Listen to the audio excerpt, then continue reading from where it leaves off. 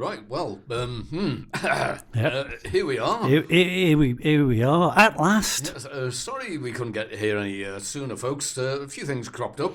Yeah, well, don't forget my bout of laryngitis for a start. That went on for a month. Yeah, then I got laryngitis for a month. For a month. Then I remembered I was on a sponsored silence for another month. Sorry, what? You didn't tell me that? Oh, at the time, no. No.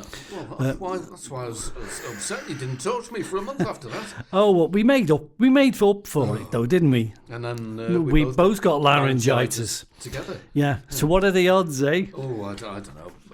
Mention my what is it? My amnesia.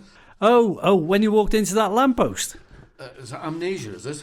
So I was told, yeah. So, the honest truth, folks, is it's took a while for us to get back on the air to do a podcast again. And we're back now. Ready for another show. What's it called again? We'll find out in a minute. But onwards and upwards. Yep. As they say. Who said that? No, somebody said it. Not. Oh, right. Right. Well, I think it's bit of an odd title for a podcast, that. Onwards and upwards. What's that about? Well, no. Okay. What is the podcast called? Oh, I don't know. Haven't the foggiest. Let me have a look. That's a good title for a podcast. Oh, it says here. No, I'm not saying that. Well, you've got no choice. I'll tell you what. Better still. Let me dust off this Dirty Al theme tune recording and put it on. What do you think? Right. Yeah. Theme tune. Right. Of course. And a one, and a two. And another thing.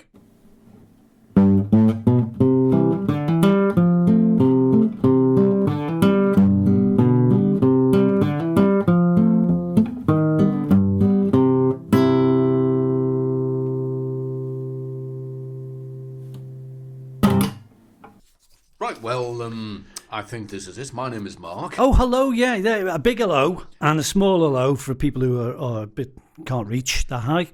How do you do, everybody? It's Mark and it's Col here. In the Beatleplaces podcast. In that order. Yeah, that's us. Beatleplaces. That's us. Live from Liverpool. Yep, we haven't done this for a couple of months or more. So well, all kinds of reasons got in the way, didn't it? So we're here to re-establish ourselves, to put ourselves back out there and being mad and just having a bit of a laugh because too many people do Beatles podcasts and they're ever so serious. They're a bit uptight. I was going to say up something else. Up the junction. Up the junction. And they kind of just obsess about numbers and how many tracks. And, oh, did you hear that? They had a glockenspiel on that track for 4 seconds. But we're not. Yeah. We talk about the Beatles, the lives, the people, the places where they played. In Liverpool. Drunk, ate. Everything else. Yeah, we're interested in that sort of stuff. The social history, if you want to get academic about it. And a bit of the music as well. Oh, well, we can't help ourselves. But we have a good time while we do it because we're interested in it, really. And we like to just knock around with all the facts and figures that we know because we're local. So Mark's here, Col's here, so is Beatleplaces. You're very welcome. And we're working our way through the alphabet. At the moment, we're up to letter K. Yeah, and for a treat, a special edition treat, we're going to include another letter, namely... L. The L, as in for leather. So, well, it's quite handy, really, seeing one follows on from the other. Well, so, we thought we just needed that much to catch up on. We better do 2 letters in one show because we'd be here for a bloody ever if we didn't do it another way. Should I do an L then? Yeah, throw an L at me. We'll start off with one of the very early songs, Love Me Do. And let me tell you all about it. Well, Paul played truant from school to write this song with John, who contributed the middle 8 while Paul wrote the greater portion. It was recorded on September the 11th, 1962. And 17 takes were required before producer George Martin was satisfied. If you listen to some of the anthology stuff, you can hear earlier versions of it, which is okay, but, get to do them. Martin apparently was unsure of Ringo's ability as a drummer, and this was also Ringo's very first recording session, and he was quite nervous. Thus, when the second track, P.S. I Love You, which became the B-side of Love Me Do, was about to be cut, Martin brought in session musician Andy White, while Ringo was relegated to playing. Do you know what he played? It was a tambourine. No, it wasn't. Maracas. Same to you. Says what it says. Thank you very much. Subsequently, Martin decided to record Love Me Do, this time with Andy White drumming, and the first version of the song with Ringo drumming was the single. And while Andy's version appeared shortly afterwards on the Please Please Me LP. Yeah, well, it's two fairly. versions of it. You can hear two versions of it famously still, and you can catch them all up. But it's just a bit of a laugh now when you think back to that serious time when that one record mattered so much to get right. That you can see George Martin's point, really. We better get a guy in who can kind of do it when we expect him to do it. Not chance it with this Ringo Starr guy. And it wasn't made at Abbey Road either. It was EMI's St John's Wood Studios, made on a single track tape, and therefore no true stereo version of the song exists. Well, I always preferred mono Beatles anyway, to be honest. Being electronically moved about from one sound to the other. If you move your balance on your stereo to the left or the right, it's unusual. Stereo, that sounds old. It's not right, that. Stereo. Anyway, that's all about Love Me Do from October 1962. Tarmac. Interesting one. It needs a bit of a backstory, doesn't it, that kind of tale? So, as you'll know, letters K and L, Kilo and Lamborghini, they are that's what they stand for, folks. There they are. So K's it's everywhere in terms of what Beatles have done. We've got lots of stuff that they did do. I mean, we could say the songs they've sung, which we'll cover later. You have a guess at how many K songs there are in the Beatles repertoire. And also in this little podcast, we do things about Beatle people, the people that the Beatles knew and vice versa, as well as the places. But we're not interested in worldwide stuff, really. We're kind of local folk, and we're just interested in the golden era of the Beatles when they were sort of local to us. So you've got places like Kensington, which sounds like a posh part of Liverpool. There's a Kensington in London, which is very posh. Yeah, but at 38 Kensington was where Percy Phillips operated a little recording studio. He also charged up batteries. But he had a little machine that would record acetates. And if you paid him a few bob, I think it was 10 and 6, you could record one recording. And that's what those lads did, those quarry men. Which reminds you, I've been reading the Colin Hanson book, Pre-Fab. It's not a bad little book about the time and the place of the quarry men. He kind of remembers lots of little gigs they did and how it was and how it really was, and who missed out on when Paul met John, because on a famous day in a part of July of 1957, frozen to death. Yeah. Colin Hanson was the drummer in the Quarrymen, and he remembers seeing Paul arrive. And then he said, I think I went to the toilet and came back out and they were singing.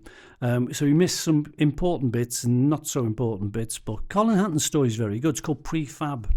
And it's written by a fellow we've met, a fellow called Colin Hall as well, co-wrote it with him. And this is the guy who's the curator of John Lennon's house, Mendips. So we came across this guy, and he didn't tell us about what he was doing, but he was the author on the book that I read of.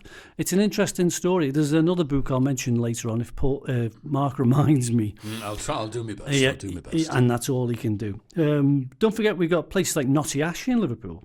Knotty Ash doesn't sound like a real place, does it? It sound like a fictional sort of mad place. It's real. Well, as a little kid, there was a famous comedian called Ken Dodd. And one of the funniest men alive, by the way. But he was a great entertainer, comedian. The Beatles knew him very well. But he came from a place called Knotty Ash, and he made jokes about it. And I thought it was just a made-up place, like Narnia. But there really was. There was a Knotty Ash village hall, and the Beatles played there. And that's where a certain fellow called Ray Jones saw them. And he wanted to hear more of them. So he was the guy who approached Brian Epstein in Nems and said, have you got this song called My Bonnie, is it called? I think it's made in Germany and blah, blah, blah. So in Knotty Ash was where he saw the Beatles. And I think it was a Valentine's night gig, February time. And he within a day or so, he was in Nems asking for a copy of My Bonnie. So one thing led to another there. How synchronistic. Aye. Synchronistic. I couldn't think of the real word. Couldn't think of the real. Sorry, Do you sorry. want to have folks. another go at it? No. Well, no. We at Beatleplaces don't do the same thing again and again and again. We just do another thing. What have you got there? Well, I've got a bit of a quiz now. Oh, the famous quizzes. The famous quiz is coming up. 3 questions to perplex your brain and see what you can do. I'll have a go at you as well, Col. See if you can work these out. Am I your answers sounding board? Am I? You are, yeah. But don't give me the answers yet. I'll give you the questions first. Okay. And the answers in a while. I'll just give you a percentage of how tricky I think they are. Right. Okay. That'd be interesting. That's 0% so far. Yeah. Who is also credited on writing the song Yellow Submarine, apart from Lennon and McCartney? All right. Who is also credited on writing Yellow Submarine, apart from John Lennon and Paul McCartney? Okay. That's question number 50% there. 50%, okay. Right. And how did John... This is question number 2 now. How did John come to write Across the Universe? What inspired him? What inspired him? Yeah. How did he come to write it? What was the thinking behind it? Any idea? There's not much thinking behind what I'm thinking, but No. And let's give it a go. here's another one. The song Norwegian Wood. All right. Where could you buy Norwegian Wood? Not which shop. Sort of. And you don't mean the record itself. No, you I mean the product of. the product called Norwegian Wood, Ooh, which yeah. was a product in a certain shop. So later on, you'll say what the product was, I would like to know where and which what. shop it come from. Aye.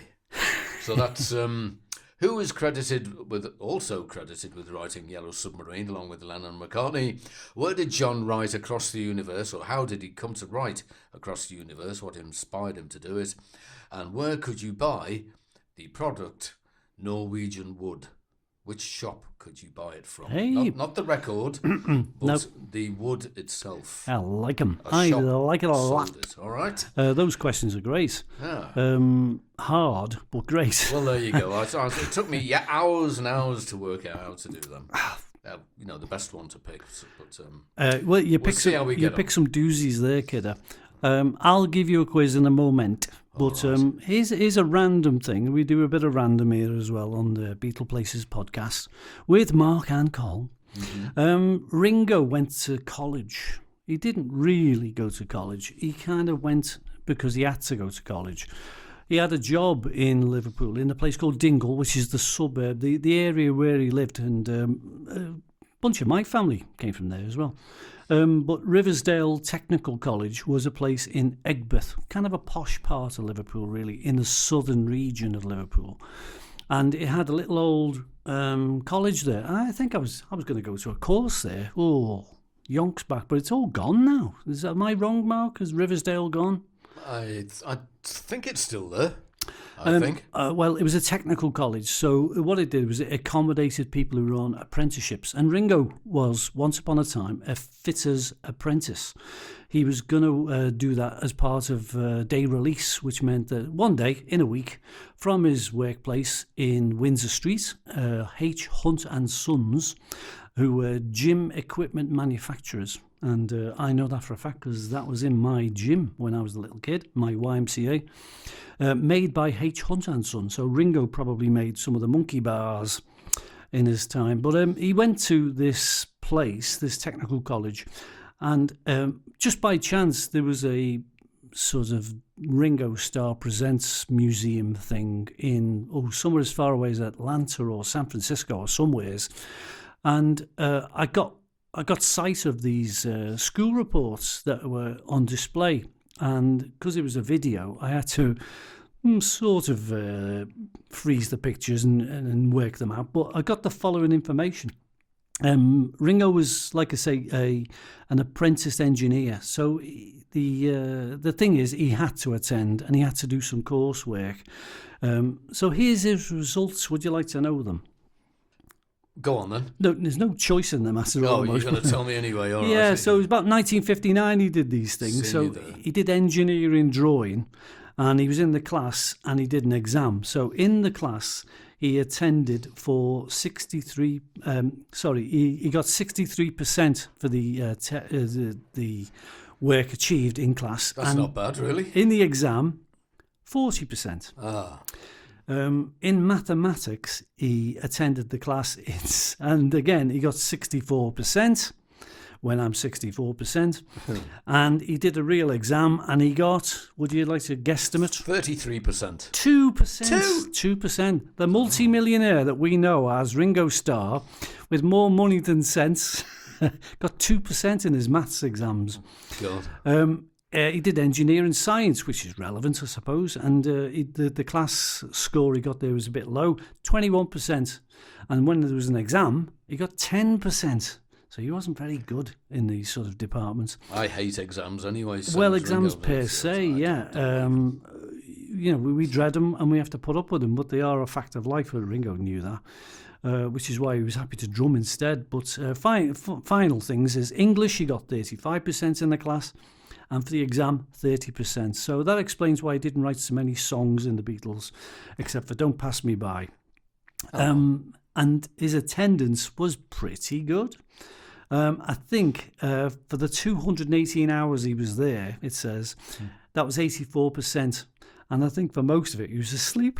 Well, that's why he only got 2%. That's why he got 2%. There you go. So he wasn't woken up soon enough. Ringo scores at Riversdale Tech. Just thought I'd mention a few daft bits. Very good. Right. You're welcome, Michael. You're welcome. Is it time to get that guitar out? That one there? That one there. The big fat one, that's a cello. Oh, all right. That one over there's a guitar. Oh, pick that one up and give us a little tune. Certainly. Whoop.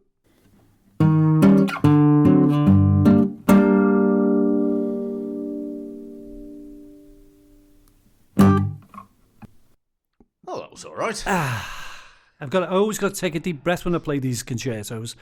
Oh, it's hell on earth. Is that what it was? Yeah. Cheers anyway. Right, while you're doing that, let me take you back to 1966. What a year that was.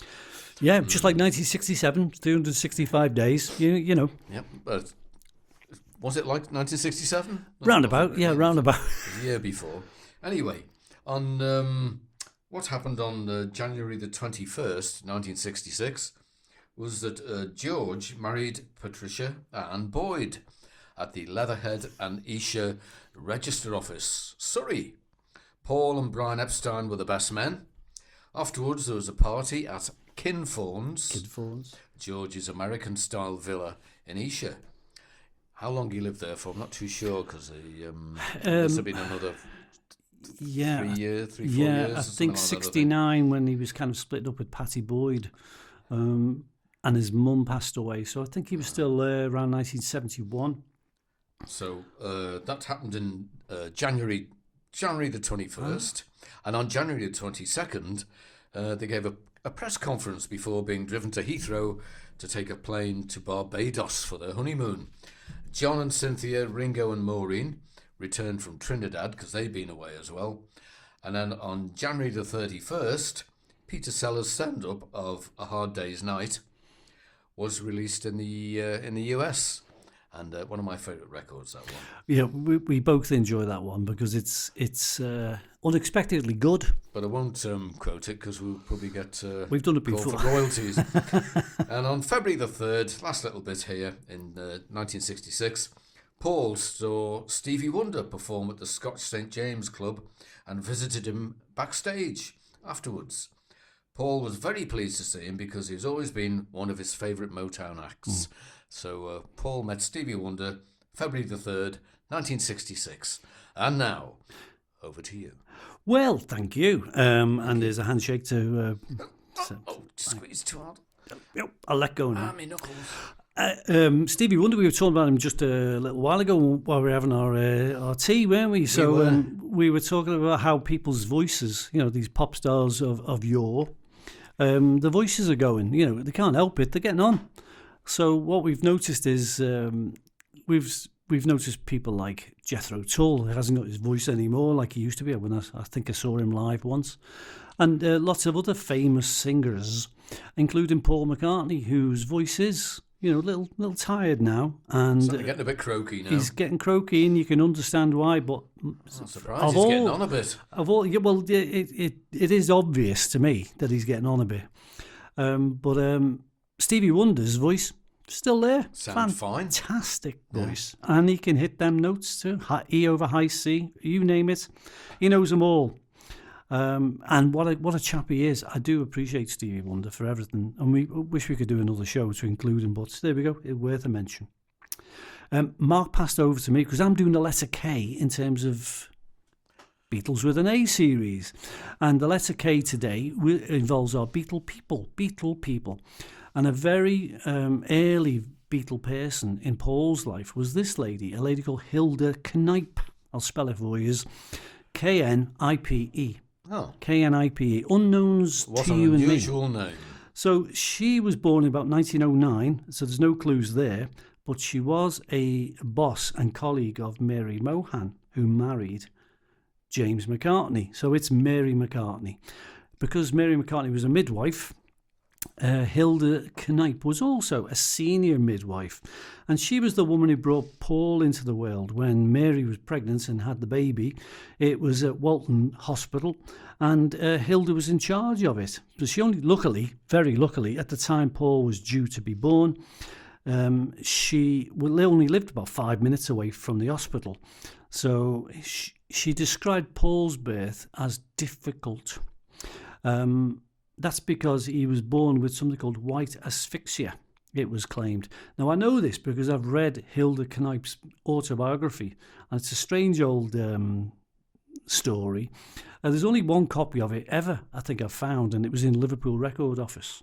But I read it, and she's a little forthright in her views, but she had an opinion of how women were sort of at wartime quite eager to meet Americans and have lots of babies and so on and so forth. So she thought sometimes it was a little over the top, but she was a very strict Catholic, as Mary McCartney was. She was very much a Roman Catholic, but she wrote a book called Nurse in Harness. Now, that would sound all wrong nowadays if that was like on the front of a video box. But what she meant is her nursing experiences through Liverpool wartime. And she was quite a frank speaker. So she taught all the new midwives what to do. But she delivered Paul, as she did in 1942, and she delivered brother Michael. But he didn't have asphyxia. Luckily, he was okay. But she knew how to revive Paul anyway. And as far as we know, she was quite a formidable lady, Hilda Knipe. Well, there you go. Oh, I didn't know about her at all. Oh. Yeah, well, she brought two famous sons into Liverpool's world, and that's it. So that's what she did. She did more, but that's what she famously did. She did other things. Oh, as well. aye. Oh, she's quite a busy lady. Oh, yeah, she can't help. She has to do the shopping and have a wash occasionally. So a bit of ironing. Yeah, you can't. You can't stop doing that. Right. I'm going to do a thing now which you love. You love this bit. Yeah. What was the song before? All right. I'm sorry. I'm doing my best here. You have a day at work, and then you have more hard work. Yeah, well, you got to think. That's You're right. I part shouldn't. of being British. This thinking for yourself, Sorry. man. Get a grip. Right. I would like to know what song is before the Sun King. All right. I won't. I'll give you. You can have a think.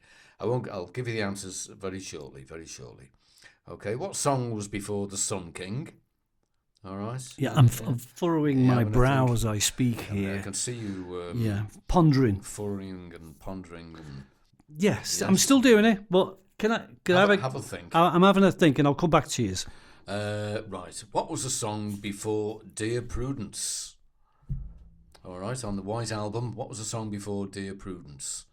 Quite easy, this one. If you think of the intro to Dear Prudence, it might... In the way the White Album had lots of segues, and they kind of led into the next thing, except for the title, except for the first track of whatever side you were on. I take your point, but some of them just kind of went there, didn't they? Because they were... Yeah, they were add-ons to the song. This one started straight after. Dear Prudence started straight after this track. Immediately. All right. And also, What followed? What was the song before Lovely Rita on Sgt. Pepper's? What was the song before Lovely Rita? Any idea? All right, I think I'm primed. Right. Go back to the beginning again then. What was the song before Sun King on Abbey Road? My answer to that, Mark, Yeah. is Yeah.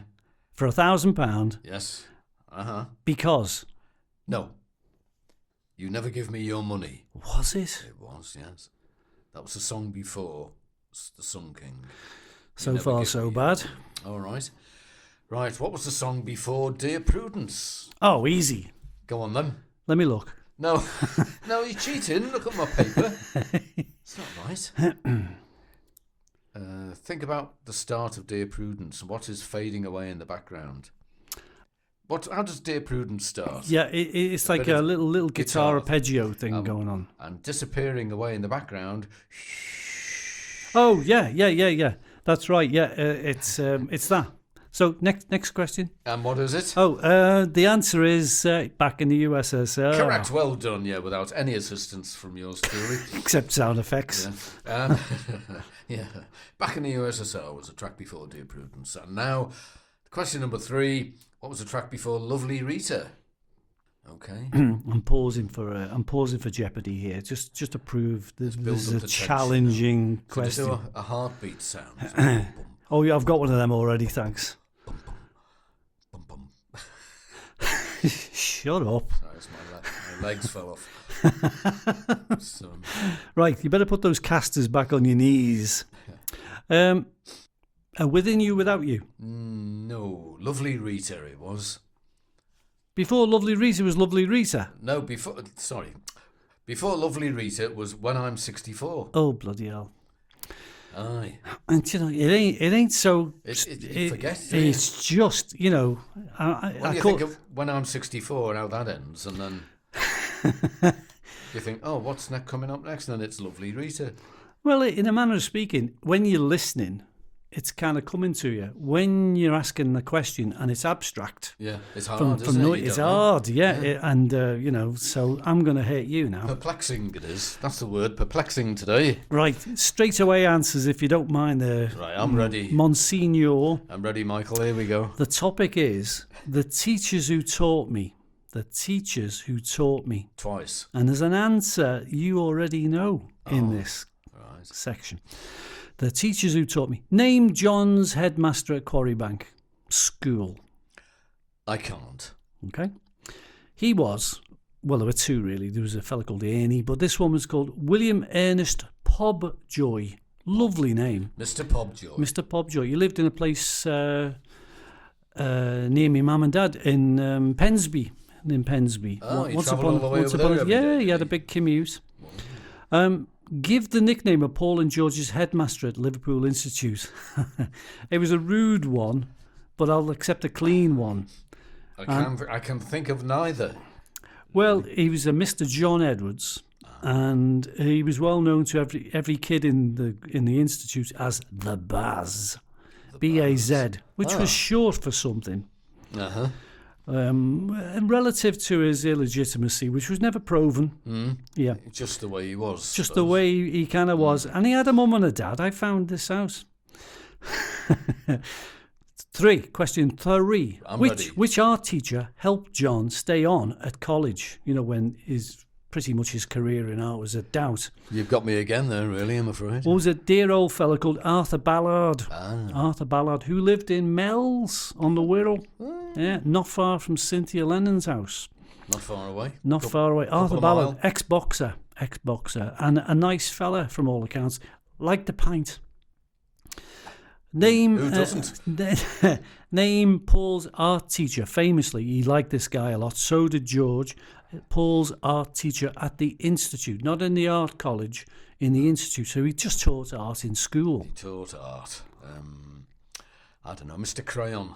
Mr. Crayon? No, that was his brother-in-law. Mr. Crayon. Well, Stan Reed. Oh, Stan Reed. And sadly, he passed away. And he said, no, I don't want anybody at my funeral. I read the funeral notice for the poor fella. He lived round the corner in Blackburn Terrace, which is like 8 feet away from Liverpool Institute. Why you'd want to live near school, I don't know. If you were a teacher, you'd be in trouble all the time, wouldn't you? Wouldn't have to go too far to work, though, would he? No, the commute would be short, yeah. Put his coat on and he's there. Okay, the question you should already know the answer to, if you've been paying attention. Oh, all right. What college did Ringo go to on day release as an apprentice for H. Hunt and Sons in Dingle? Riversdale College. Is the correct answer. Thank you. So is an odd old one. Name John's uncle who taught John and George at Liverpool Institute. So John had an uncle who was a teacher who was given a nickname while he was at school. And I'll give you one clue. You know his Aunt Mimi. Aye. What was her surname? Forgotten. Smith. So unusual the name. uncle was Alfred John. And his nickname, Alfred John Smith, who was a brother of George Smith, who was John's favourite uncle. Alfred John's nickname was Sissy Smith. Oh. Yes, I remember that. The Sissy Smith, famously, that I remember doing the research on, he was in charge of the Boy Scouts at Liverpool Institute. So I think by regulation, he had to wear the shorts and the toggle and the woggle and all the rigmarole to be a Boy Scout, but a 6 foot one. So the pity was Alfred Sissy Smith. I think he worked another guy and he nicknamed him Hitler. So I would have been happy to be called Sissy compared to Hitler. True, yeah. So there's your questions, there's your answers. You did pretty well. Even worse, Sissy Hitler. I mean, Sissy Hitler, copyright 2026. Sissy Hitler. He wouldn't have lasted long, would he? Hey? Yeah. It sort of follows on, really. Let's go and invade this country. No, you're not. Not until you change your name. Okay, there you go. One little quiz. Another quizzy poos later. Right. Okay. Good. Here's a little thing called Liddy Pool. Written by John Winston O'Boogie. From his book called In His Own Right. His first book that he wrote. And this is a thing called Liddy Pool. Reviving the old tradition of judo breathing is slowly but slowly dancing in Liddy Pool once more. I'll start again. Yeah, if you don't mind. Cut that out. Reviving the old tradition of judo breathing is slowly but slowly dancing in Liddy Pool once more. Had you remembering these owl custard of Baldy Street blowing? The pier hat is very popular for sun eating, and boots for nude brighter as handies when sailing. We are not happy with a Queen Victoria's monologue, but walkie through gallery is goodly when the train and sit St. Georgie House is black and white from the little pilgrims flying from Helsey College. Talk Hall is very hysterical with old things what are fakes, and King Anne never slept there, I tell you. Shout Airborne is handy for planes, if you like, no longer government patrolled. And the LCCC, Liddy Pool Cha-Cha-Cha, are doing a great thing. The Mersey boat is selling another 3 copies to go home foreigners who went home. There is a lot to do in Liddy Pool, but not all convenience. Now, so when you convert it to English, it's like... well, I had loads of words. I thought, I know what that means. The pier hat, the so pier head. In the colloquial that we're used to, when he said the pier hat, that means... The pier head. Which is like the promenade at the River Mersey. Talk Hall is Speak Hall. Yeah, place called Speak Hall.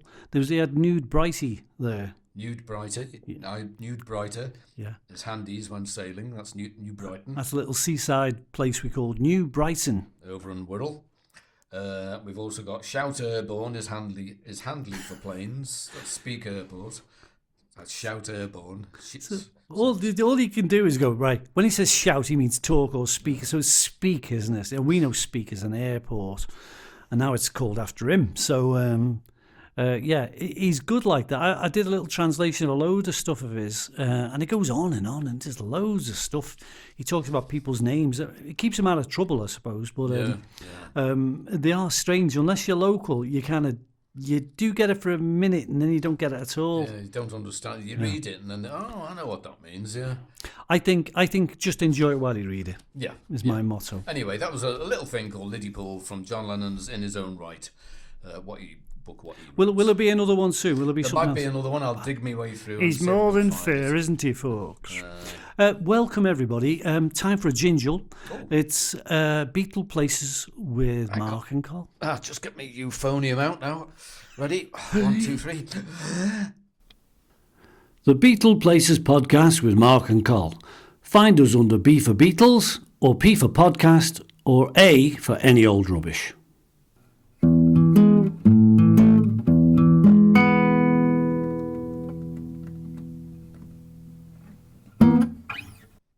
Oh, that wasn't a euphonium.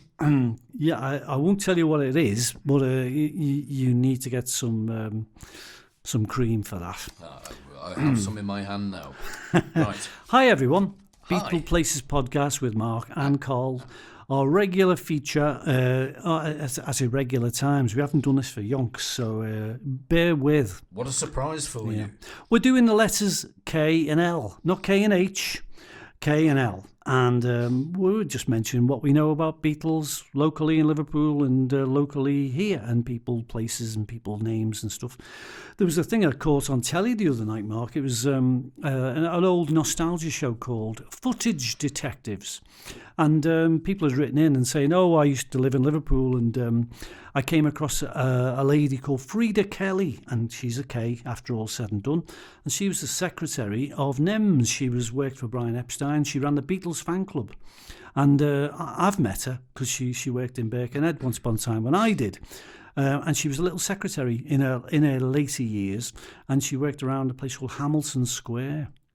But she doesn't work there now, but she's well retired. Now she does Beatle things, and she signs autographs and gives out balloons and stuff like that. But Frida Kelly, she had the job of getting things sorted and done and fixed. She's a bit of a go-to person, much like Derek Taylor and a few other cronies who work for Apple and NEMS. And the story that came on the telly just the other day, which I looked into in about 5 minutes flat, was that Frida was working up in Liverpool, and she had the job of keeping the Beatles amps repaired. And that included John Lennon's tape recorders, the Brunel, I think they were called Brunel tape recorders, and the Vox amps that they used to famously have. But they didn't get them repaired in London, where they were kind of living. They had them all up here. And they went to a place called Stern and Klein. Now, I didn't know. It was kind of a Radio Shack sort of a place. And it was in 52 Lord Street in Liverpool, main street in Liverpool. And it's opposite, where can I put it now to, where the Vicky Monument is, and you go down the road to Church Street. I do, going down the hill. And you're going down here a little bit, and you're going on that side of the road. On the right-hand side of the road. On the right-hand side of the road was this place called Stern Klein. And the building's still there, but it's been replaced by, I don't know, a coffee shop or something like that. And she would drag these amps to this electronic place, and they had all the diodes and all the right sort of amps and valves and whatever else that would allow them to fix these things. So they famously fixed the amps and things for the Beatles, but the Beatles never went in because the shop only began about 1965. But there's a place called Stern and Klein, and they were too important by then to do their own dragging of amps. That name rings a bell as well. But poor old Frida Kelly, she went there. So if you go, it's shut this time of night. But if you fancy going, if you fancy going, it's now Ed's Coffee Bar. Coffee Bar, yeah. There you go, a K, Frida Kelly, who's a lovely person, by the way. Hello, Frida, if you're listening. Right. How about some answers to the quiz I set before? Oh, yeah. Are you ready? I asked who was also credited on writing the song Yellow Submarine, apart from John Lennon and Paul McCartney. That's made me think. Any idea? That's made me think, which is a first. Yeah. Now, I'm wondering whether or not George Martin was kind of in the mix, really, because when the Yellow Submarine album come out, there was one side just his instrumentations and all his bits and bobs, and all the hits were on the other side. Is it him? No, it's not. No. Was it a fella called Albert Trubshaw? No, not quite. Not quite. Just a guess. Let me say India to you. Not Ravi Shankar. No. One of the people who went to India with the Beatles. George. Oh, you're not saying Mike Love. No, not Donovan. Not the Beach Boys. It was Donovan No. Leitch. Donovan Leitch is also credited on writing Yellow Submarine. Okay. Well, And I now think okay, had, yeah. Ringo had a bit in there as well, didn't he? Well, and if you think about all the ad libs in the old sort of when there's a bridge in a song, and they all make all crazy noises. I was thinking, well, everybody could claim a credit there, couldn't it? To go, Mr. and batting your hatches and all that sort of stuff going on. When you watch the film Let It Be, or the new version of Let It Be, you see Ringo playing the piano. He said, I've been playing this, ding, ding, ding, ding, ding, ding, and he sings, I'd like to be. And I don't know whether he wrote it, contributed any bits to it. I don't know. But famously, he said he'd come up with a song or two, and everyone said, "Nah, that's Johnny Cash," because he'd copied the Johnny Cash song nearly all the way through. And God love him, I think he tried, but he's kind of my shtick is drums. Aye. So he stuck to drums. Luckily, he did. Yeah, and he wasn't stuck to a drum; he was stuck to playing drums. Right. Yeah. The second question I asked was, how did John come to write the song Across the Universe? Have you any idea how it all started? The Beatles gave that song, unusually, it was a song they gave away to a charity record for, like, Save the Earth or something. Yeah, something like that it was. And it was a sponsored, like, charity album, and I had a feeling it was commissioned for that. It wasn't, no. It was after an argument with Yoko on her nagging and stuff like that. He turned it into a cosmic song. Sort of, he rewrote it a couple of times rather than an irritated song. It was an argument with Yoko that started it all off, nagging at him to do something. And how it came to be Across the Universe, I don't know, but that's John for you. That's how it all started off. Well, you should have written it. According to this book I read about it. A couple of dozen should have been written like that, considering. Aye. And finally, question number 3 was, where could you buy Norwegian wood? Oh, that's a great question, by the way. Norwegian wood. I'm thinking Norwegian wood.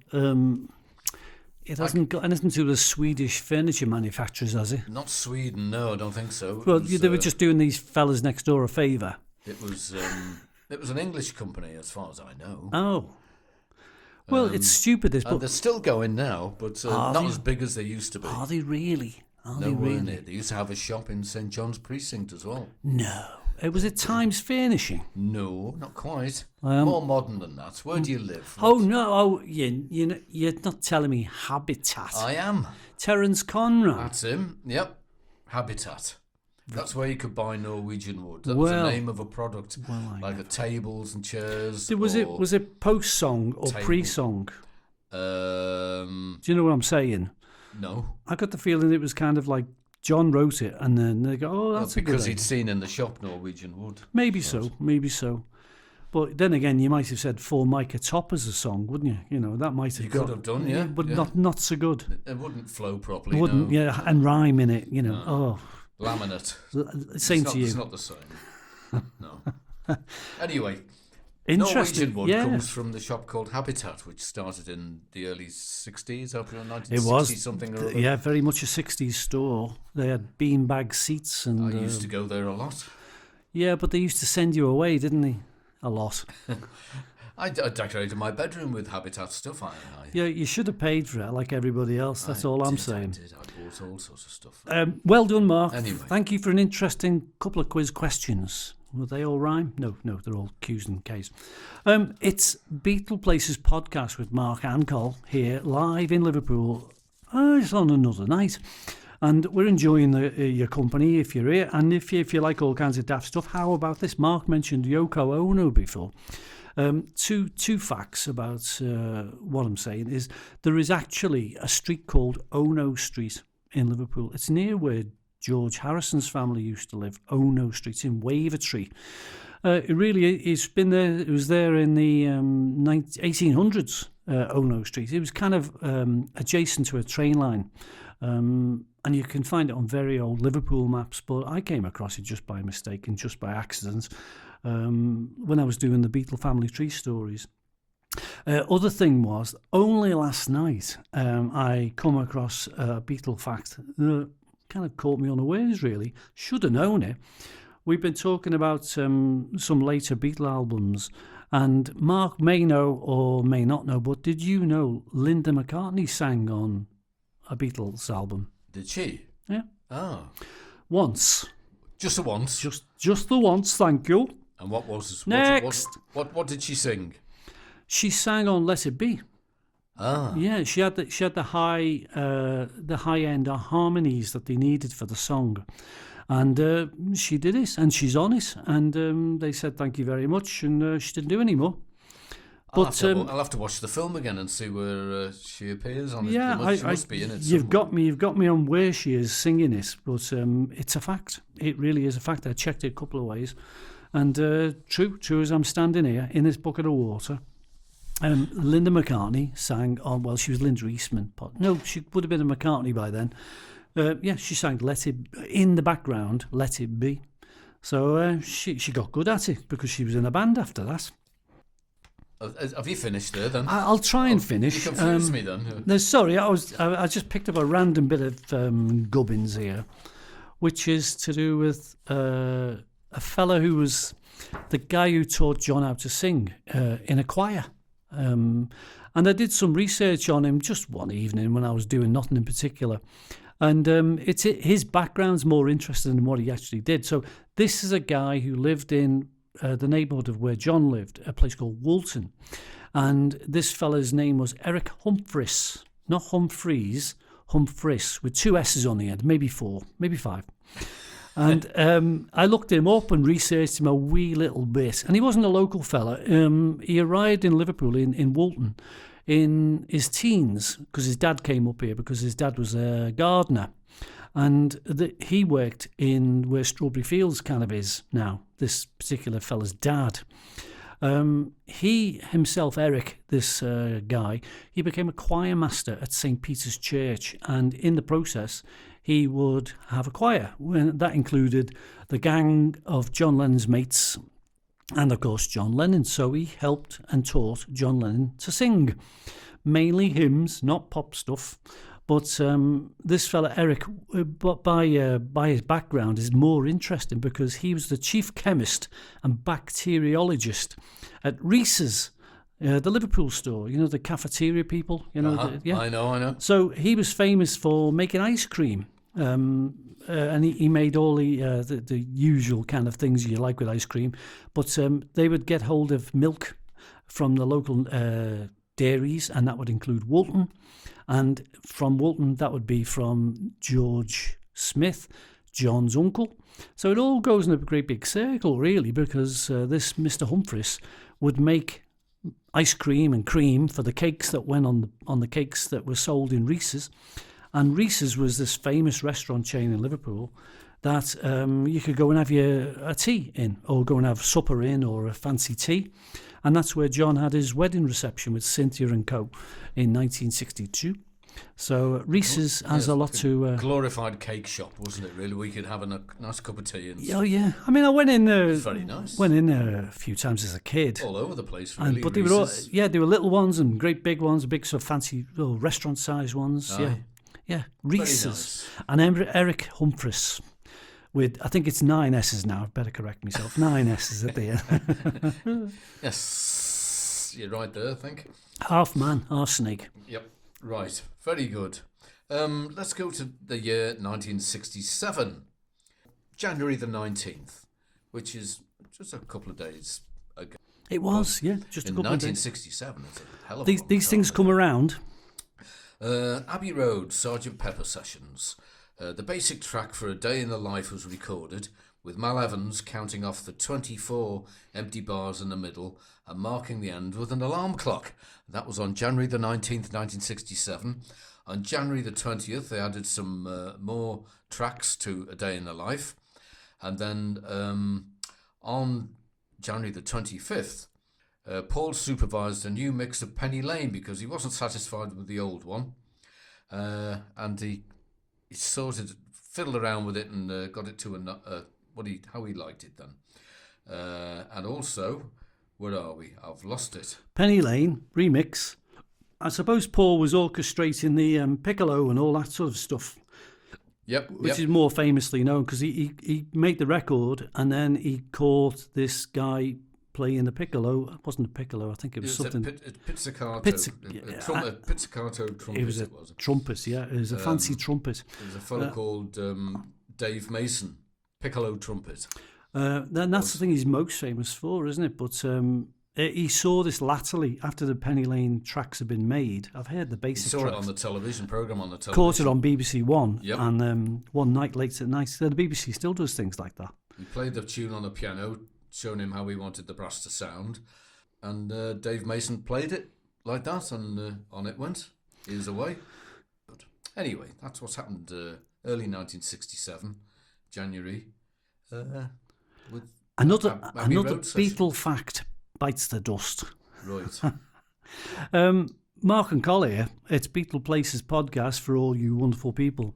And we're throwing together all the K's and all the L's that ever happened in Beatles' life, and that includes the places and the things they did. What I looked up was as people names. What was interesting is I'm kind of reading 3 books at once at the moment. I'm reading the Quarryman book by Colin Hanson, and I'm reading the kind of somber what's the word I'm looking for? The kind of somber story of the last years of all of the Beatles as a band, as a business, as this, as that. Alan Klein's involved and so on, and it's a really you've just got to. It's a bit miserable to read, and it does upset you a little bit because it's nothing like the heydays of the band when they were great, all over, all the time. But those times were there. But what I noticed was George was about the most sort of stable of the bunch. And whenever he disappeared somewhere, he was just getting into Monty Python at the time. And whenever he checked into a hotel, he would call himself by a different name just to help things along. But also, it was a Monty Python reference. So when he booked into a hotel, he'd say, "What's your name?" And he'd say, "Jack Lumber," as in the Lumberjack song. So he couldn't get away from it. That's one name he used a fair few times. But can you use it these days? Not too sure. I've got another thing, if Mark's interested. Go on then. Bit random again, but it's the music that was playing in 1961 in Liverpool, in and around the clubs, in and around the places they played in Liverpool. Here's some of the songs they sang, which maybe you might have heard, probably in the BBC Live things that they did, because they didn't record everything, but they played a lot of stuff. So they had Ain't She Sweet, which was on the German records. They sang Beep-Bop-A-Lula, which I don't think has ever appeared on any regular official Beatles album. Not that I can remember. Only BBC shows and things like that. With the Beatles, sort of, yeah, sing it. Well, I don't know, whatever the programme was called on the radio. Well, it would be they jumped on a lot of shows, and then they had their own shows. So it was, they were like they did a few bank holiday specials, which was their way of doing 3 shows. They could record 3 shows and they'd be played over the next month, which is fine, but they do them all in one day. Yep. They had a song they played called Corinna, which I've never heard. And I haven't Googled it here on YouTube, but I'd love to know what it's about. It's a very old song from the 40s, I think. But Joe Turner, who's a guitar guy, he used to sing it. And obviously they must have copied it from the last version they saw. One of the songs I like, which is Darktown Strutter's Ball. They never recorded that one, but although I've heard it a few times.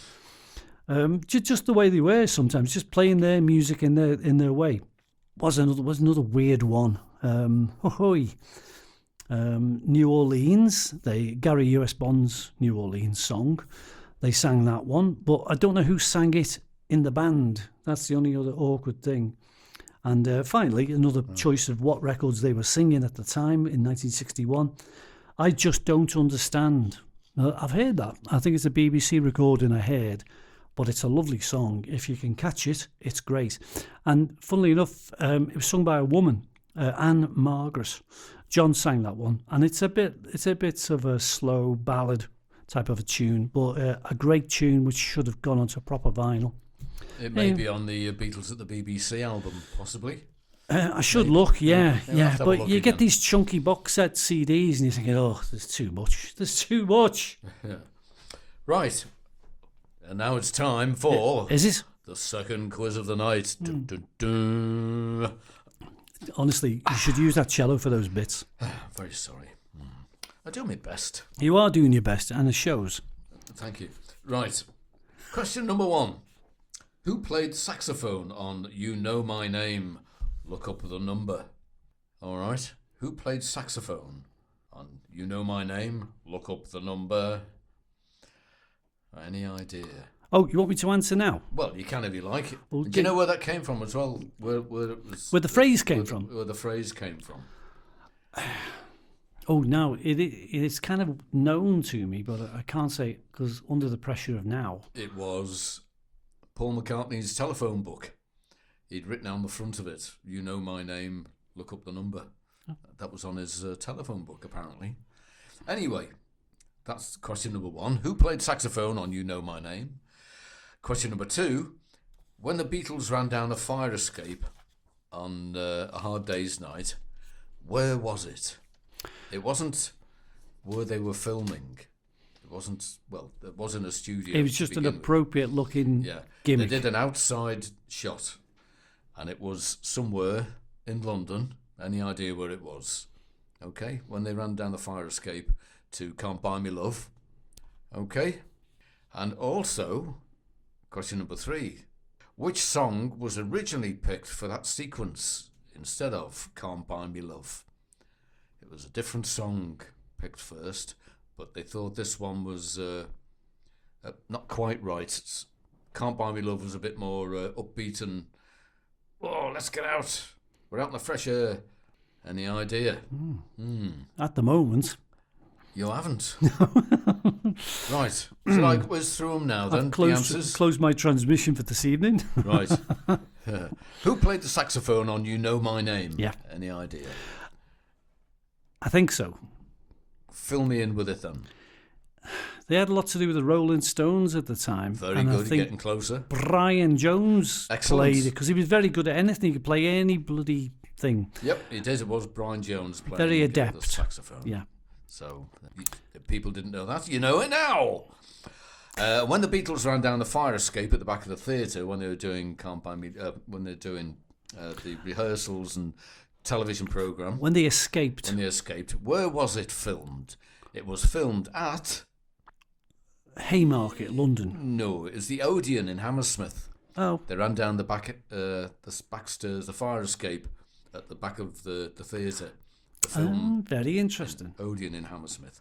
And finally, which song was originally picked for that sequence where they run down the steps instead of Can't Buy Me Love? It was... I'm stuck, I don't know. I'll Cry Instead. Which you think, no, it doesn't belong. Doesn't work. Doesn't belong there. No. But that was the original one that was picked for it. Yeah, more than interesting. That. Yeah, Well, a good hey, selection there you of go. great questions. Right back at you. Here's a few while you're pondering. Random Beatles. Twice. I know I said it twice. What's the middle name of John's Uncle George? Arthur. Close, but no cigar. Too Good. Oh, Too Good. T for Tom, OOGOOD. Where that derived from, don't know, because I've done the family tree and then there's no other Too Goods in the family. But two goods don't make a right. Oh, God. Is that it for the night? Is it? So No, that is it? bad joke time, has very gone good. and gone and passed. Hit me again with another one. Sour Milk Sea, Uh-huh. a song, was written by George and recorded by whom? In the singular. Oh, that was... I've met him, actually. You've met him. Is me mate's dad. He's dead now. I don't know. It's a good song, and it's a fella called Jackie Lomax. That's him, yeah. It came to me, I was just as you were thinking. Yeah, sax player. Yeah, he was a sax player. He was in the Undertaker's undertakers. They didn't do well. He did all right, and yet he didn't sort of monopolize. What's the word? Make the most of his talent. Really, he had a really good voice, and he kind of went to America, made 2 albums, nothing. And then got fed up.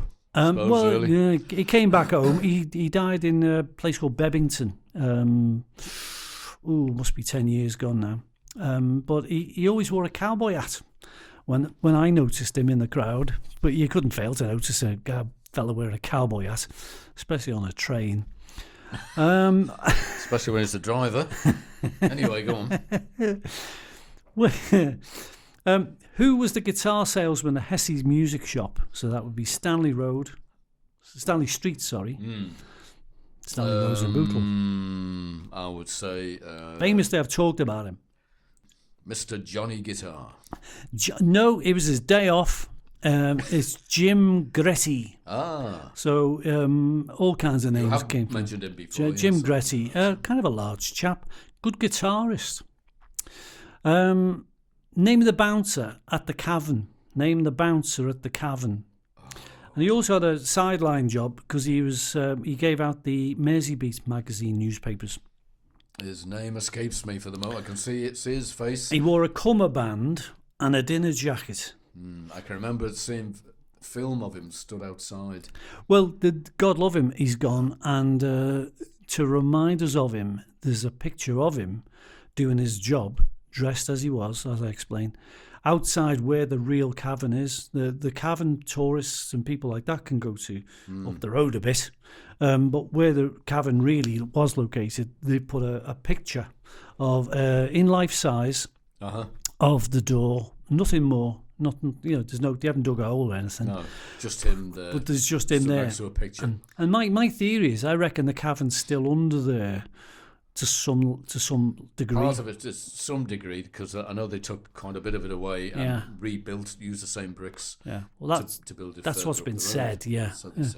Well, we used to drink in the what was it? What was the cavern called for a while? It was called the Abbey Road or something. The Abbey Road, yeah. And we used to drink in there on a Monday night, didn't we? So I remember going there. Yeah. And I don't remember any caverny bits in there, but they made it okay. What was his name anyway?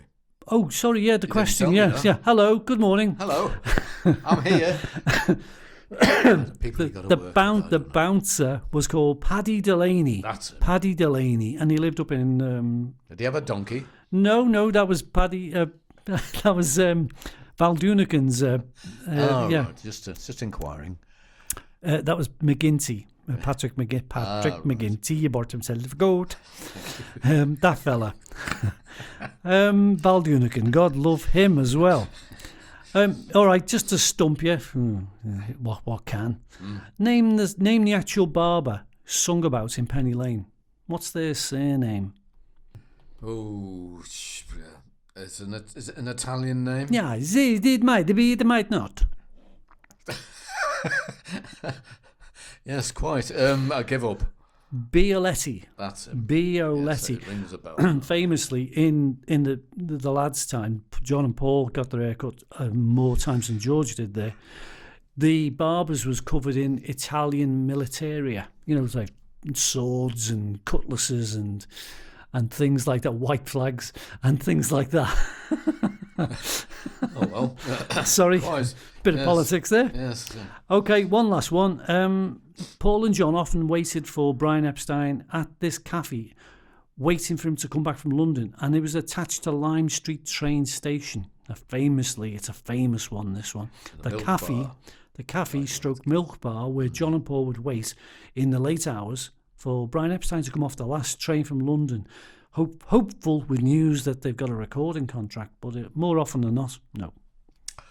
The Railway Cavern. It was called the Punch and Judy. Oh, it was near then. Punch and Judy. Yeah. Not quite. No, very slow. Do you know what? You gave it a go. I did. You gave it a jolly good go, and I appreciate that. And it's more than just storming out the room like you usually do. Well, Who are we? I think, let me have a look. Oh, yes. My name's Mark. My name's Carl. And this is... Beatleplaces with Mark and Cole. Yes, and who the and bit is, I don't know, but he occasionally turns up. He turns up every now and then. Yeah. Welcome, one and all. Here's a jingle. Ooh. This is the Beatleplaces podcast with Mark and Cole. Please keep your hands inside the vehicle at all times.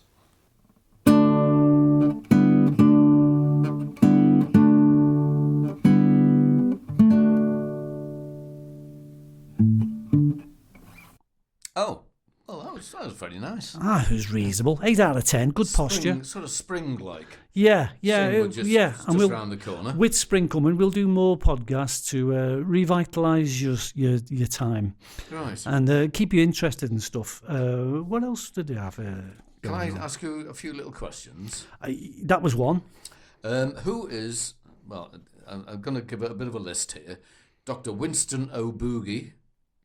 Dr. Winston O'Gherkin, the Honourable John St. John Johnston, Reverend Thumbs Gherkin, Captain Kundalini, Reverend Fred Gherkin, Dr. Dream, Dr. Winston O'Reggae, and Dwarf McDougall. Any idea? Well, I'm pointing myself towards, is it, by any chance, Paddy Delaney, the bouncer from the cavern? Not quite. Is it, as an alternative answer, John Lennon? John Winston.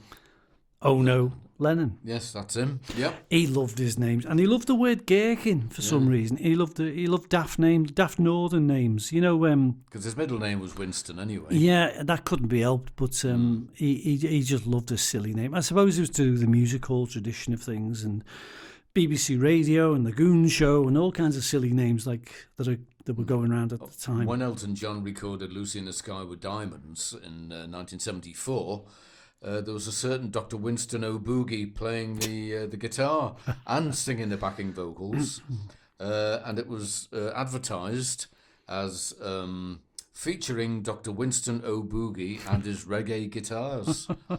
So that's John Lennon's pseudonym anyway. He loved messing around. Well, you had Jack Lumber with George, and Paul was a bit more straight-laced. I think he just had kind of like a David Davis or something of that nature, because when he recorded solo albums, the first solo album, Paul McCartney, I think he had a very plain name, Mr. Webb or something like that. Not Winston O'Boogie, No, one of his names was Bernard Webb. Bernard Webb, sorry, Bernard Webb. Excuse me for just thinking that one up. But now we know a bit more. I mean, I'm not sure I'd use they didn't think their own names, their real names, were enough to be famous with. No. Which is why the very first incarnation of what the Beatles were was like Stuart de Stael and George and George had a funny one as well, based on his favourite guitar players. Yeah, I can't remember any of them now, funnily enough. Yeah, in the moment. We're not doing a very good job of remembering stuff tonight. Well, we're getting old. Do you reckon? And also, there's another one, Apollo C. Vermouth. Oh, famously. Do you know what? I take back what I said about Paul using plain names.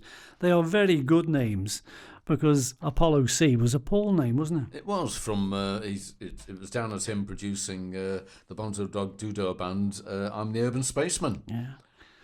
Oh, well produced. There we go. Yeah, he did lots of good productions for people. So we'll talk about them when we get up to the letter P in the future. How about a letter K? Ooh, how about the letter K? A Beatle people. It's a Beatle, couple of people really, and they're well known to one of the Beatles anyway. Albert and Millie Kendall with a K. They lived in a place called Upton Road, Clawton in Wirral. They were relatives of Paul on the paternal side. Millie was his dad's sister, and he lived over the water from Liverpool on the Wirral. Albert worked in the accounts department of the cotton brokers that Jim McCartney worked at, Hannays. So it was one of those ones where he knew him and probably got to know everybody else through that. So Albert probably met Jim McCartney's sister, and they got on, they got married, and that's it.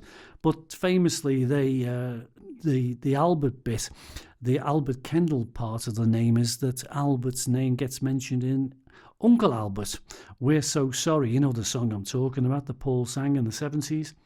And Mike even used his Auntie Millie's name in his own composition, Lily the Pink.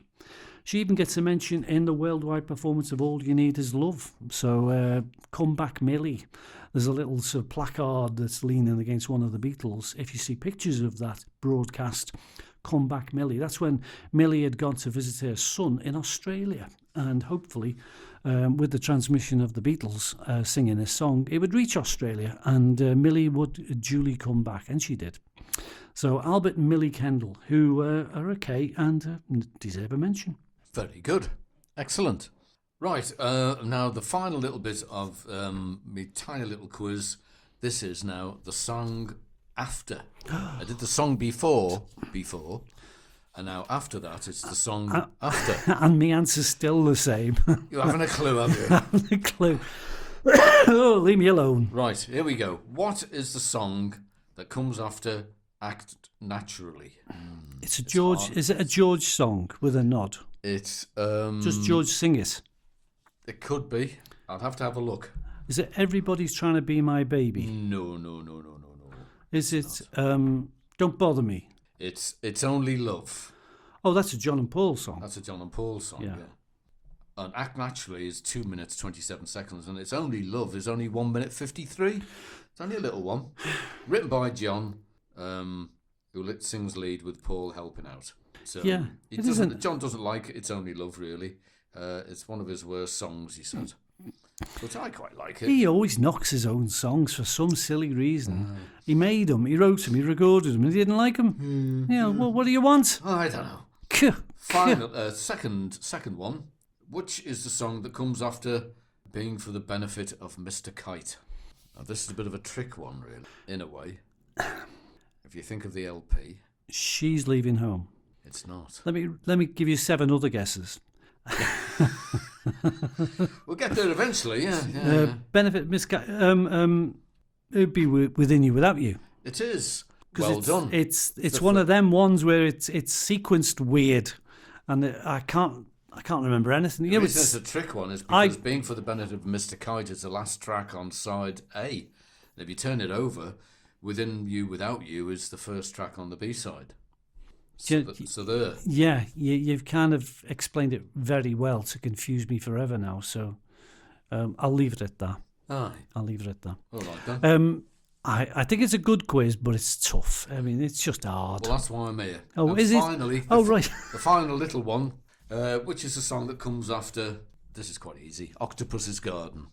Deathly quiet now, while Collins cogs in his ear. Would it help to faint? It would, yes. If you That's not the title of a song, no. Yeah. I'll revive you, and then you come up with the answer. Come on. It's his. It's because you've mentioned his song that I can't hear the next song, if that makes sense to you. You think of the last bit of Octopus's Garden. Ding, ding. And then it starts with... Oh, because... No, not quite. Again. It says... No, I can't wait anymore.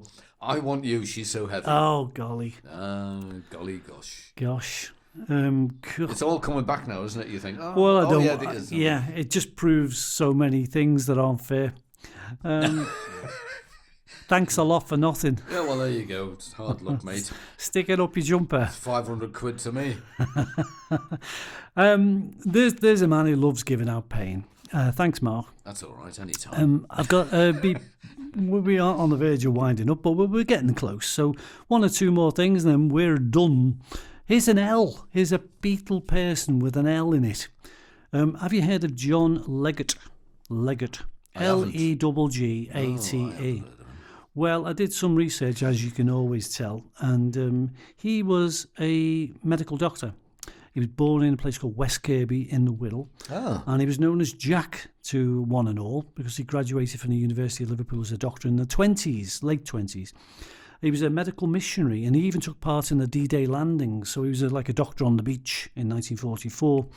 And he had something to do with neurosurgery, and he was part of Walton Hospital. And later he became like a dean of the hospital. So he was well up there and well known to people. And one of those people who knew him really well was Millie Sutcliffe, Stuart Sutcliffe's mum. she took copies of the German medical reports, including all his x-rays for Stuart, because he'd been complaining about headaches and various other ailments via Astrid. And she asked her own GP and a consultant surgeon, but they wouldn't look at things. So she approached this Dr. Leggett guy. And it's reported that they met informally, probably round his way, to talk about these records that she had. Sadly, nothing came of it. Stuart didn't get any further x-rays because they even thought he might need his appendix out. That might be the cause of it. But nothing was done. Nothing was done in England, nothing was done in Germany. So Stuart returned to Hamburg and Astrid, and in April of 1962, he sadly passed away. Oh. A fella called John Leggett. We can't blame him. He was just part of the story. But it's interesting, isn't it? There's these extra people on the side and around the corner and nearby who are some way or other connected with the all big, connected the in big some thing. way. Yeah. That's what we're here for, isn't it? Really? Little cogs in a big wheel. So we're in the winding up process of the show. Or are you winding up? If you want to, do you want I'm just winding it up now. Are you? It's turning this big wheel. Explains why your eyes are watering. Have I got any more? Let me just see. What have you got down there? Oh, I was going to do some Lennon stuff tonight because John Lennon had his granddad was a fellow called John Lennon, nicknamed Jack, but he had some brothers called Joseph, Richard, Edward, and William. And they were all interesting people. So I'll tell you what, I'll promise you. Next time we're here, I'll tell you the stories of the Lennon brothers, which is very interesting because one of them was a bit of a, let's say, a dirty dog. Dirty dog. And more later. Oh, intrigue. The Lennon brothers. Beatles stuff, paper, things. Sort yourself out, lad. I should have done some ironing. I'm just thinking of a Beatle place that's close to you and me. Nothing really. Liverpool is a big L, if you see what I'm saying. And it's so big a place in terms of what can we tell you about Liverpool things. Liverpool, you're more than aware of where it is in the country, where it is in the world. But in terms of where the Beatles played, there was hundreds and hundreds of places they gigged at, but those with K's and L's in them, a little bit harder to find because there weren't that many. There was a place called the Locarno, and there was the Latham. Of course, that was famously where Stuart got kicked in the head. But the Latham was next door to the Grafton Rooms, which was a great big fancy ballroom. And if you were in the middle of Liverpool, you aim... Is it east? I think it's east. You aim out. You can't help but go past the Grafton. And famously, the Beatles played there, but when they were youngsters, they used to go and dance there because there was plenty of gigs on and dances and stuff. George used to go with his mate Arthur, and they used to go to the what we would call now Grab a Granny nights, which is where there were ladies of a certain age would go along for a good time, and they would meet fellas who were a little bit younger than them, so that's why it was called Grab a Granny. The Locarno, yeah. I mean, it's still there, but I'm not sure what it does these days. It does have the occasional gig in. And in my head, somehow or other, I'm thinking of Stuart. Lewis Capaldi had something to do with Liverpool recently there. More famously was in the middle of town was a place the gigs happened, but the Beatles never played there. And that does surprise me. It was a very big place when I was young, and there would be lots of bands on Saturday night.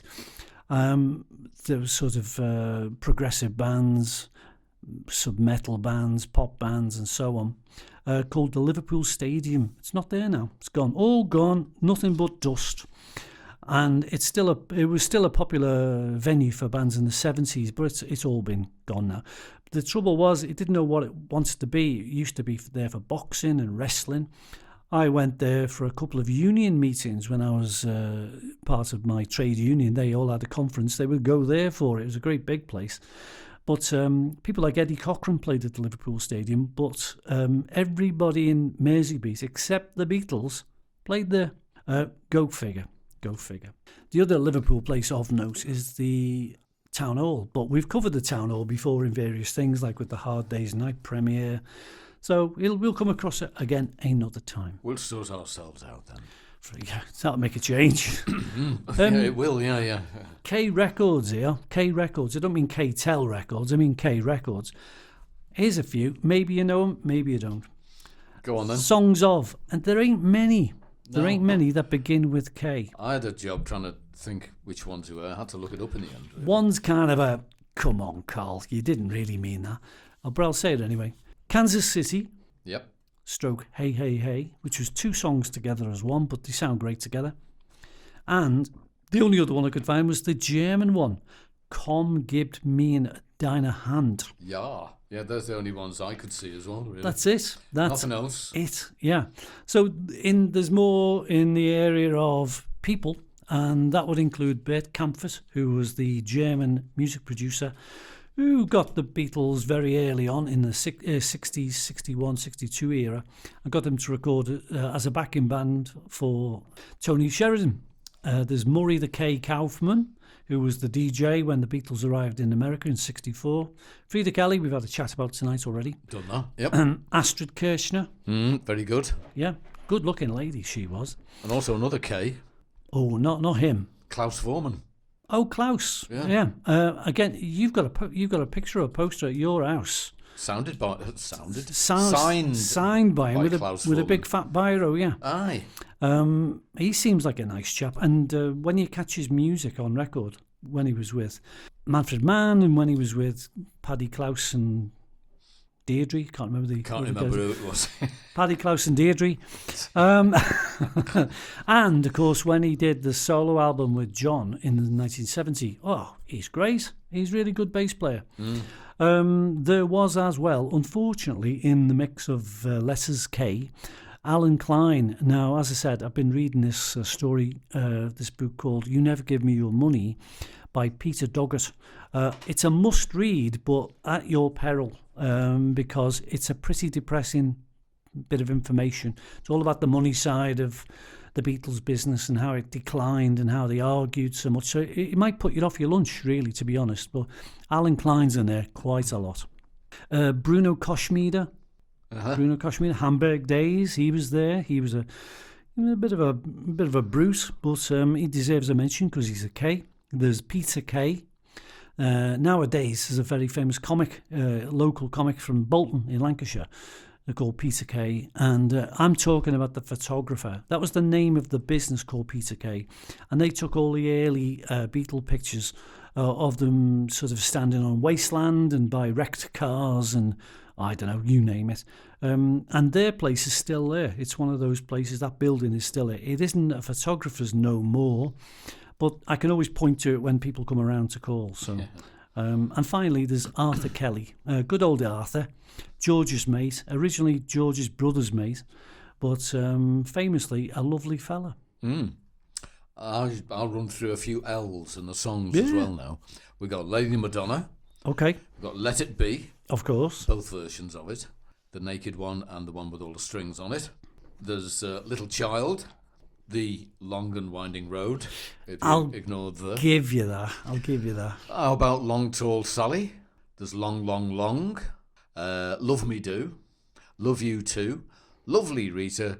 And Lucy in the Sky with Diamonds. How about that one? A lot of L's. A lot of good L's. Aye. I mean, one of L. them, I think, we talked about Abbey Road and getting all the tracks wrong. As I do it on purpose, of course, as you know. But I went past Paul's house just the other day. They got the builders in. I do not know what they're doing, but whatever they're taking away, I bet you that's going on eBay in 5 minutes. Whatever it might be. Oh, this is a bit of wallpaper, 50 quid. Well, this is his bin lid, 100 quid. Yeah, that'll be. We've just pruned his roses, £1,000. Yep. You know. Oh, they know how to make money, some fellas. So I reckon we should go into the gardening business and empty his house of all his stuff. Yeah. Well, I mean, there's people who just deliver the mail and things like that. I mean, just ordinary folks. It's just an ordinary house, really, but it's... sure, you could pinch a leaf off one of his rose trees. Oh, it's easy. You could get a clipping, but it would look a bit obvious after a couple of goes. Yeah, it'd be bald as a goose. Yeah, you get a coach load coming up with the pruning shears, and he'd have no edge left. Aye, so terrible. we can't tell you where he is exactly, but he's in the neighbourhood of still being local. Aye. Yeah. So a bit of fun to end the show with. So how was that for you, Mark? That was marvellous. Yeah, first one since September last year. So we've had a gap. a holiday, we've had a Christmas, We've had laryngitis. we've had New Year, we've had laryngitis. So we've had laryngitis. Have you got vanilla? No, I've only got laryngitis. So what we'll promise you is another show soon. Aye. When the stars are aligned and we're not shivering so much, we'll put together a nice little podcasty show. And if you think there's anything worthwhile mentioning, do us a favour. We think it's worthwhile. Drop a line to BBC Radio Merseyside. They're available online. And just say, there's a little show that Mark and Col do called the Beatleplaces Podcast. Why don't you give them a go? Then we can go national, international, worldwide. Universe, yeah. Jeff Bezos will buy us out and we can retire. Broadcasting to everybody in the universe. Otherwise, don't bother. Yeah. That's the bloody point. Just leave it. Yeah. So Anyway. we're done. Time to get my coat on and go home. Yeah, but I'll turn all the heating off and then we can evacuate this house because we can't claim squatters' rights all over again. So we'll have to leave before the owners come back. Thank you for listening. It's a pleasure. It's Mark and Col. Once again, see you soon, folks. Beatleplaces Podcast saying good night and farewell. Chitty bye. Goodbye.